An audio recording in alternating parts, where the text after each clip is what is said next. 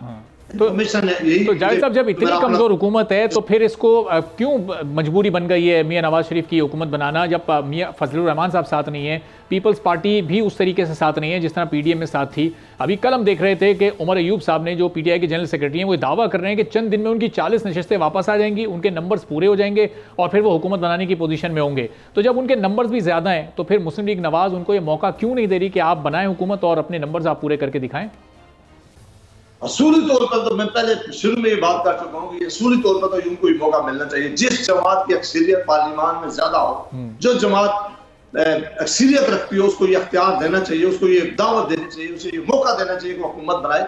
अगर वो ना हुकूमत बना सके, ना हुकूमत बनाने में नाकाम हो जाए, फिर ये जोड़ तोड़ करना तो ठीक लगता है। फिर हुकूमत बनाना, और अगर दूसरे आपके स्टेक होल्डर मिलकर हुकूमत बनाए तो अच्छा है, लेकिन पहला मौका अगर उनको मिलना चाहिए, अगर उनको ये इख्तियार है कि वो हुकूमत बना सकते हैं, उनको ये मौका देना चाहिए। इसी में ही बेहतरी है, यही जमहूरियत सिखाती है।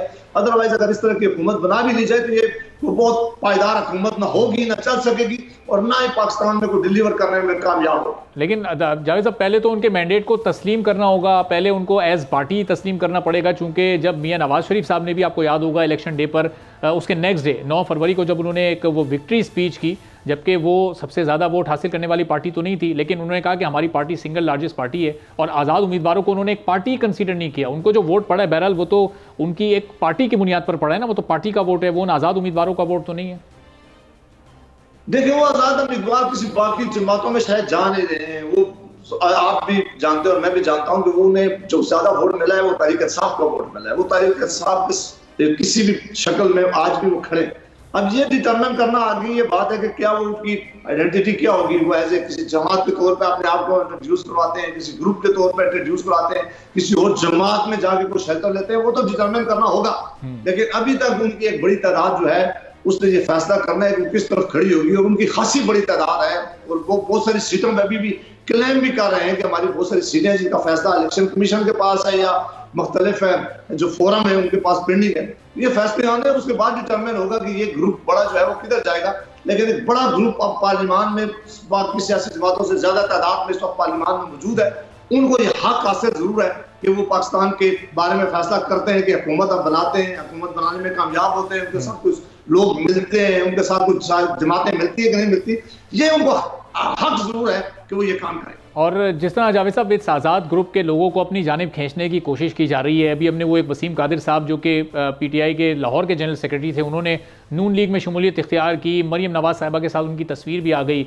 तो ये आपको लगता है कि ये वो वोट को इज्जत मिल रही है? एक तरफ आप शाहिद खाकान अब्बासी साहब जैसे, मिफ्ता इस्माइल साहब जैसे रहनुमाओं को लूज़ कर रहे हैं, दानियाल अजीज़ साहब नाराज़ हैं, कुछ मुझे आपका भी गुफ्तगू से ऐसा एक पता चल रहा है कि शायद आपके भी अपने गिले शिकवे हैं। तो पार्टी के इतने सीनियर लोगों को आप लूज़ करते जा रहे हैं और आज़ाद उम्मीदवारों को अपनी जानिब खींचकर अपने नंबर्स पूरे कर रहे हैं, ये सही स्ट्रेटजी है नून लीग की? ये मेरा गिले शिकवा नहीं है, मैं तो कसूरी बात अपने सामने रख रहा हूँ। ये मेरा अपना प्रिंसिपल स्टैंड रहा है हमेशा से कि जो सही बात है, अगर हम जमहूरियत और आइन पे बिलीव करते तो करें। मेरे नजदीक इस तरह की गठजोड़ करके जबरदस्ती मिला के लोगों को दावत दे के अगर वो आप काम करेंगे तो उसके बड़े अच्छे नतीजे नहीं निकलते हैं, इसका कोई बड़ा नतीजा अच्छा नहीं निकलता। और माजी में जितने भी ये तजर्बे किए गए हैं ये नाकाम तजर्बे हुए। अगर आप हाँ को खुशी से आजाद जीता है, वो अपने तौर पर जीता है, उसने अपनी वोटें ली है, वो पॉपुलर है, तो वो आपके साथ शामिल होना चाहता है तो ठीक है। लेकिन अगर किसी खास जमात की बैक वो रहा है, उस जमात की वोटें उसके पीछे खड़ी हैं, उसका वोटर उसके पीछे खड़ा है, और उसको अगर आप अपने साथ मिलाएंगे तो ये कोई अच्छी नजर से नहीं देखा जाएगा और उसके नतीजे भी अच्छे नहीं निकलेंगे। और ये पाकिस्तान में जो एक बड़ा जमाने से हम सारे इसको कंडेम करते आ रहे हैं कि ये नहीं होना चाहिए, ये ताकत के जरिए, जोर के जरिए नहीं होना चाहिए, हुकूमतें बनाना चाहिए। अगर आज कोई भी जमात ये काम करेगी तो कल वो विक्टिम होगी, उसके साथ भी ऐसा सलूक होगा।